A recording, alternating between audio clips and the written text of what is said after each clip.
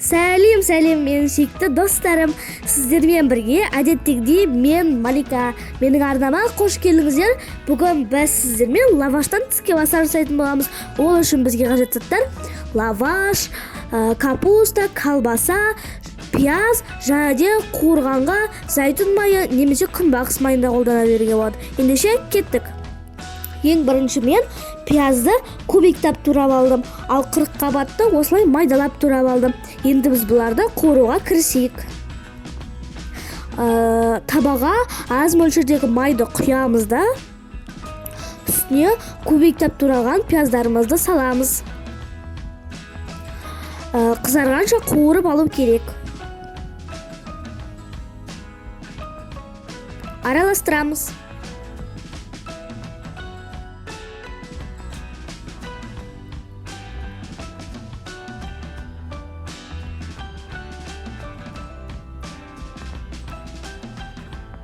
Енді біз оның үстіне майдалап туралған капустамызды саламыз.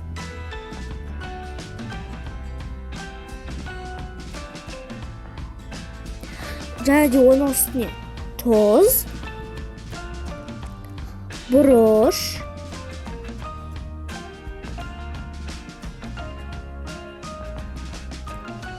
және де бөлме температурасындағы суды құямыз. Су 3 қасық. Көп немесе одан аз құюға болмайды. Араластырамыз.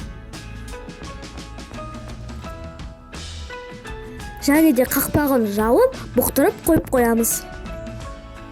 Енді біз колбасамызды турайық. Колбасаны да кубиктап турау керек.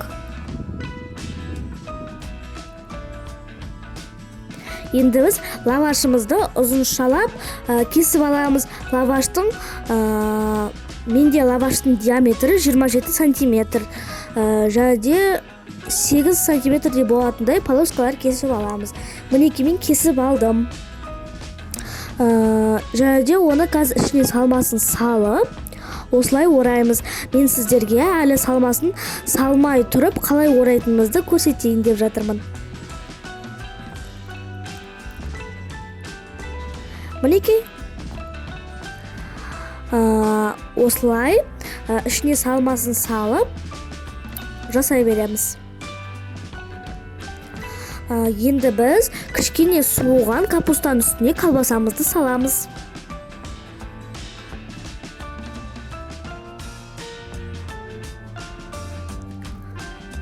Араластырамыз.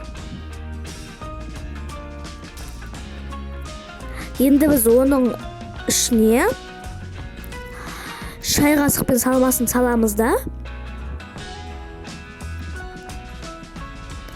ораймыз. Бағанағыдай көрсетілгендей орау керек.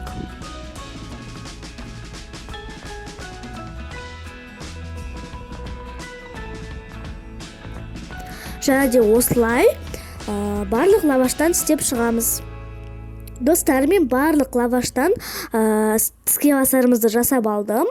Енді біз табаға аз мөлшердегі майды құйып, лаваштарымызды осылай екі бетінен қызартып аламыз.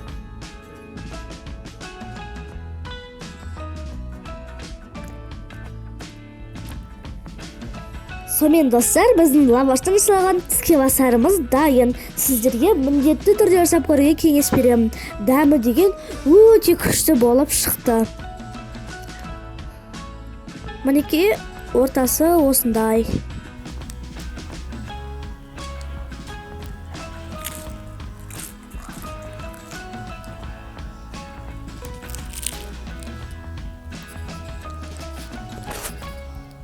Достар, егер де сіздерге рецепт ұнаса, лайк басып, арнама жазылып, қоңыраушаны басып қойды ұмытпаңыздар. Ендеше ас дәмді болсын.